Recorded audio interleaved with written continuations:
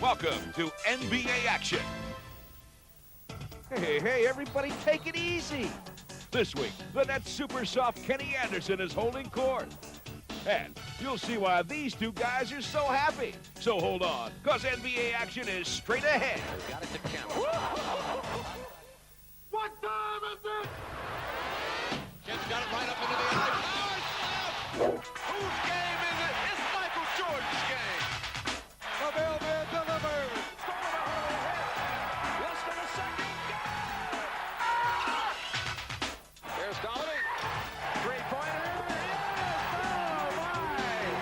Oh, did you see that? Yes! Oh! How high can you get up? We open our show by paying tribute to Larry Bird, who last week in a special ceremony at the Boston Garden had his number 33 retired. Current and former teammates of Larry were on hand to honor the man that has meant so much to the city of Boston. You know, it was me and you, first of all, before you challenged any of these guys in the NBA, it was me and you going heads up every day. And all I remember, them 20-footers raining down on me, so. And Larry received a special tribute from his close friend, Magic Johnson. Larry Bird said that there will be another Larry Bird one day. And Larry, there will never, ever, ever be another Larry Bird. So you take that to the bank. I love you, I respect you, and I admire you. I dedicated my life to basketball, and I dedicated my life to the Boston Celtics. I dedicated my life to the fans of Boston. I tried to play through pain that I thought that I would never be able to get out of bed. But could you imagine being on the parquet floor down here for the greatest organization in the world and having 15,000 people out chanting Larry, Larry, Larry? Now, don't you think that would make you proud?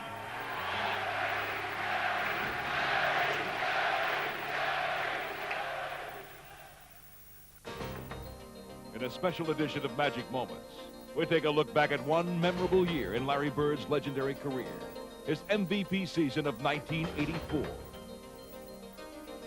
It had been 3 long years since he'd won a title. And to make matters worse, his college rival Magic Johnson had led his Lakers to 2 championships during his first 4 years in the league. As the 1984 season began, Larry was determined to bring the title back to Boston. 84 Larry was just awesome. I mean, it was just unbelievable how he could improve his game. You never thought that he could take it to a different level, and he was able to do that. Larry's going to slow it up. No, it goes over the head to McHale. Bird has exploded in this half. Nobody played an all-around better game than he did. I thought he did it all. As Kellogg shoots and he's short with it and hard, and the rebound to Bird. Look at that pass. Oh, what a show. Oh, what a show. Forget about it. The game was very simple. Get the ball to Larry and get out of his way. Williams to Bird again. Up fakes. Fires another three-pointer. Oh! Ties it up! He is too much. Absolutely too much. The greatest player in the world. Cruising to the finals, the Celtics knew that their real challenge still awaited them.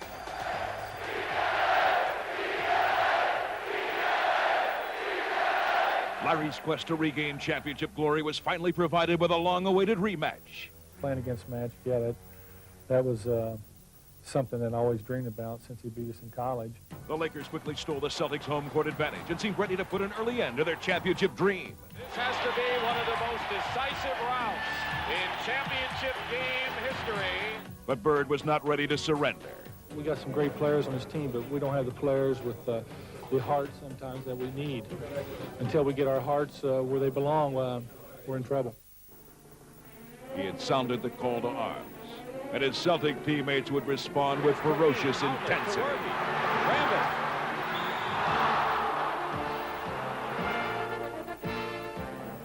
Boyd steals, gets it over to DJ. Bird goes right into the pivot. Now DJ holds the ball.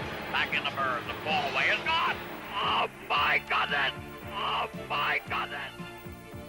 All season long, Bird had led by example. And the finals would prove to be no different, as he simply refused to be denied.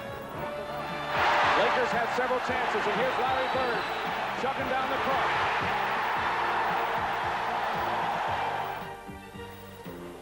Haynes finds an open Bird, takes Rambis.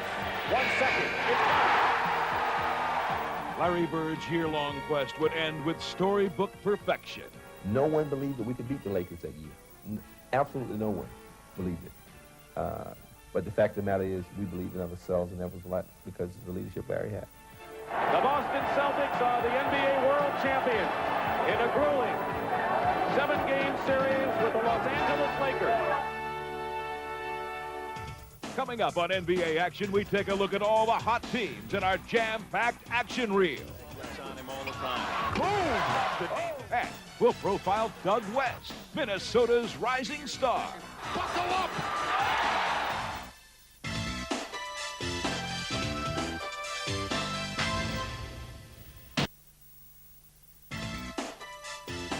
Welcome back to NBA Action.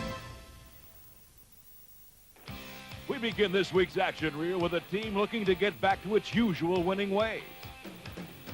After struggling through the beginning stages of an 18-day road swing, the world champion Chicago Bulls strode into Utah to face one of the NBA's toughest home teams. The Jazz held a 20-point lead, but in the fourth, it was all Chicago. Jordan up top. Now he gives it over the corner. DJ for three. It's good. Chicago.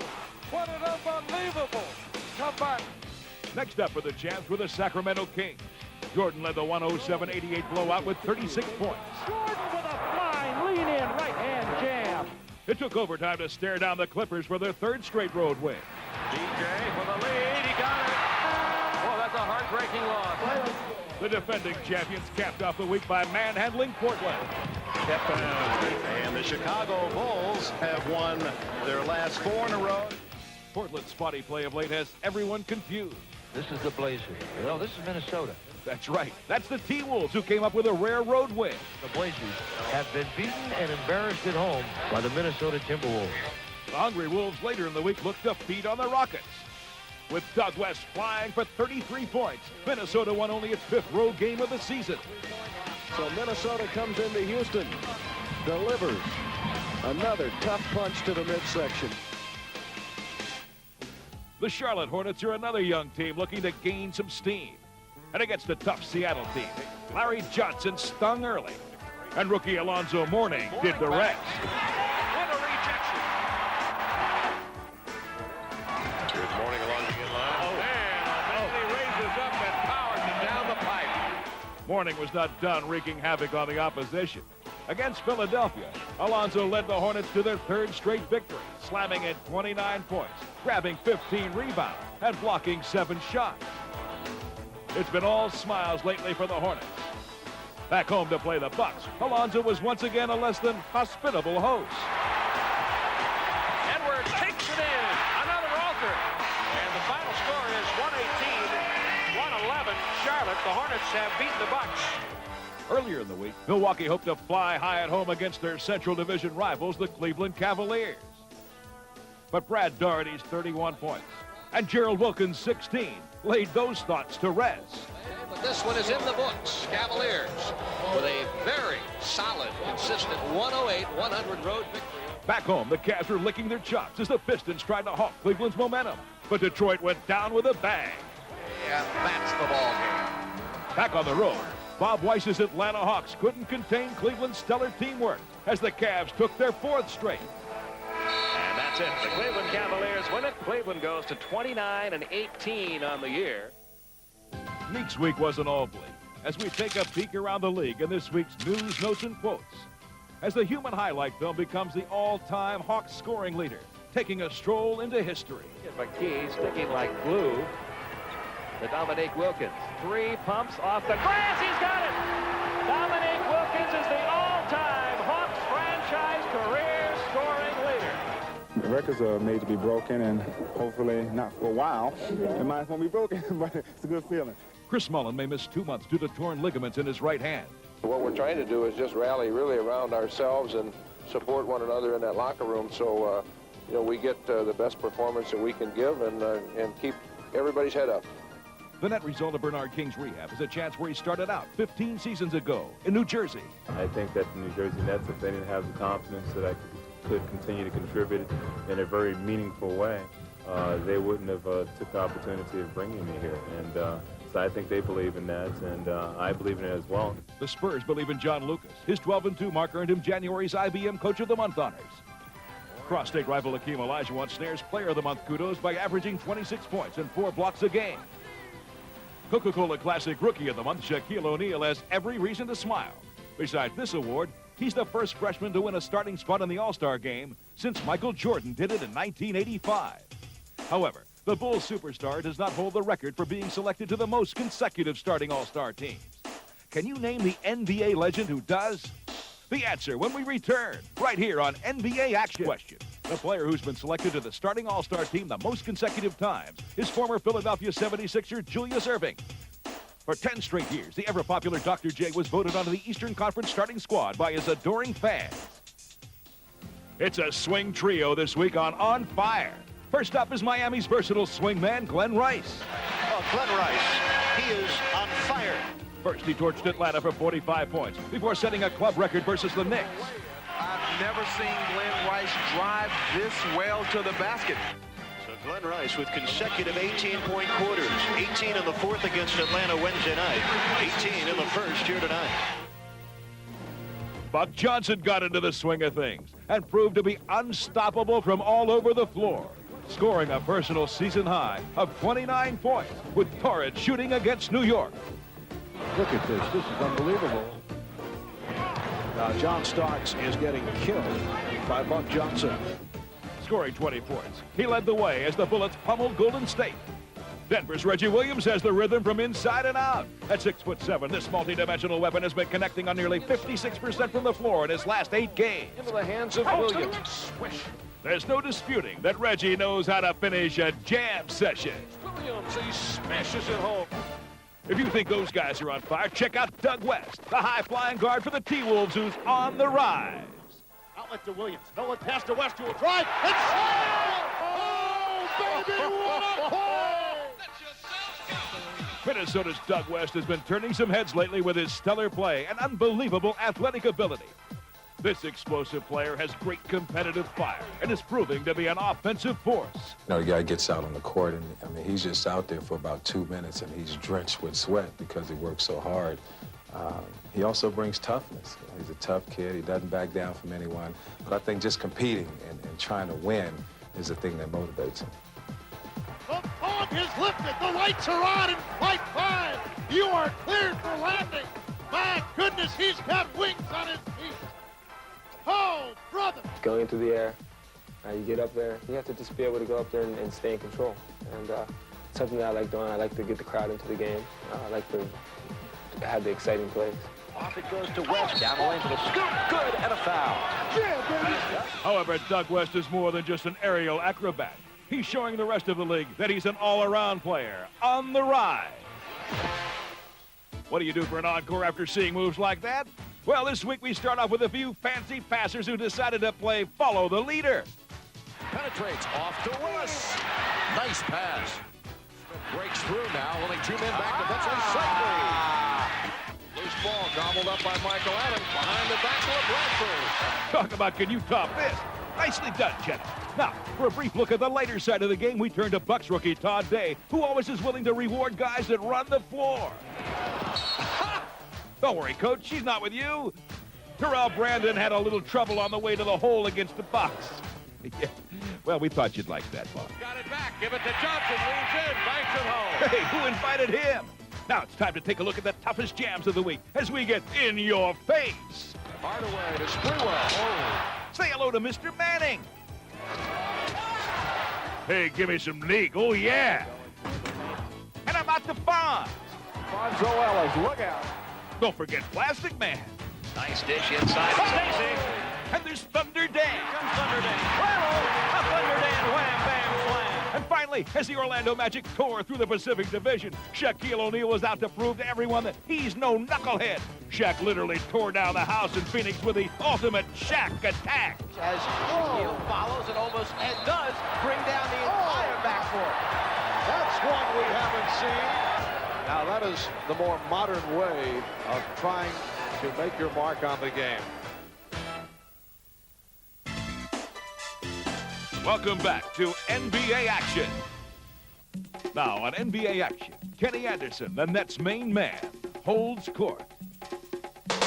When you're talking about schoolyard sensations that have taken flight in the playgrounds of New York City, there's a skinny kid from Queens who's right at the top of the list.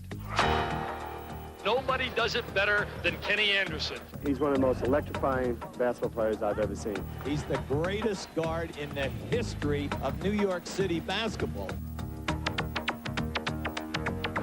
And when Anderson moved out of college for 2 years at Georgia Tech, he continued to dazzle. Look out. Oh, yes! Oh, I can't believe it! Oh, that's Alistair! He's a 3S man! He's super! He's sensational! He's superb! Superlatives, yes, but the Nets were questioned when they picked Kenny second in the draft. There was a big decision for us to make a decision to take Kenny Anderson over Billy Owens, who is a 6'9" player, very multi-talented. The big decision, or do you take a 6'1" player at number 2 in the draft? And I think when you can get that good a player in the draft, that you have to go for that. And those expectations weighed heavily on Anderson's mind. You know, I came in, I was on a pedal stool. You know, people thought highly of me on my basketball skills, and I didn't play right away. Frustrated by his lack of playing time and concerns over his slight stature, Kenny had a rough rookie campaign. I kept focused, and I just kept my faith and just said, you know, early in my life and in my career, you know, I just have a lot of time ahead of me, and don't just get down over 1 year, because if I would have got down, my whole career probably would have been destroyed. Possessing a burning determination to succeed, Anderson dedicated this past offseason to his future. He came in and worked physically, doing weightlifting to get himself stronger. He played in the summer league during the summer, and he did shooting drills, and I think those things he did this summer really paid off for him. The Nets also went to work this summer as they hired Chuck Daly and shipped off their disgruntled starting point guard. Mookie had a contract problem with the Nets, and Kenny had the ball in the exhibition season. And we knew as a coaching staff that when he was on the floor, a lot of nice things happened. Here's Anderson, 2 against 1. To go! That's on the run. Anderson, gotta love it. Rebound McLeod, stolen away by Anderson. Oh, beautiful. He is alive, huh? It's beginning to feel, you can sense that he belongs. I knew one day my chance would come, and when my chance, you know, came, I was going to be ready. With his talents blossoming, Anderson expects to thrive in Daly's system. He's really a guard-oriented coach, and he surrounds his offense around his guard, but also at the same time, he wants his guards to get everybody involved. For Anderson by himself. Nice steal. Kenny Anderson, he's an artist with the basketball, painting a very pretty New Jersey picture at the moment. And this picture is far from complete. Knocking at the door. The kid from Queens. While Anderson may be the Nets' future at guard, in this week's Legends, we profile a former New Jersey Net known simply as Super John. You guys, who you are, what you are, and where you are, and whatever you did, I had to score. Williamson finds the shot, got it! I tell you, John Williamson believes he can score off anybody. Blending his awesome scoring talents with the likes of the great Julius Erving, Super John helped the New York Nets capture ABA championships in both 1974 and 76. Known for his disciplined workout regimen, Super John earned the respect of his talented peers. He was a professional and studied this craft and you know, I think helped the sport as well as had allowed the sport to help him. And after considerable success in the NBA, Super John retired as the Nets' all-time scoring leader. You know, this is something I did all my life. I did it well. I put many, many, many hours, thousands of hours in time. It's something I love doing. And now that we have you on the edge of your seat, it's time for the top 10 plays of the week. 5, 4, 3, 2, 1. In our courtside countdown, we start off in Washington with a long-range bullet. Final seconds of the half. Gugliotta forces up a 3. Oh, yes! Very different. number 9, the Surgeon Spurs are sure making it look easy. El Negro into traffic. How did he see Antoine Carr in there? Wow. Well, what a pass by Del Negro as he gets up in the air and goes behind the back. Ooh, we got a crazy one for number 8, where Stacey Augmon lives up to his nickname. Oh, I don't believe he made that. Plastic Man found a way to get it home. Woo! Gerald Wilkins has some heads spinning in Cleveland. Wilkins ahead of the pack. Another 360 spinning slam. At number 6, MJ places his own trail in Portland. Oh, good move. Jordan. Oh, the fake was everything. And then the shot was just like icing on the cake. And another way to take it to the hoop. Check out LA's Dwayne Cooper. That's around Stockton underneath. Throws it up backhand and it gets it. Oh! What a great shot. He had it in both hands and threw it up on the backboard and let it fall in. For number 4, check out this ball hawk. Henson steals the ball, keeps the dribble alive. Wilkins up and in. Good hustle play by Steve Henson, but the pass, the no-look pass over the back. How about this Manning no-look flip to a fellow Clip? Oh, Manning, what a pass to Harper. Oh, that's something else. At number 2, it's MJ again. This time, it's bullseye. From midcourt, Jordan, a 50-footer he made it. Michael Jordan, he actually shot that ball just across midcourt. And this week's number 1 play also comes from long range. Compliments of Danny Ainge. Ainge makes this one. He did. I don't believe it. Danny Ainge makes the 3. I didn't even finish the 3. Oh, man. I'm Jim Fagan for NBA Action.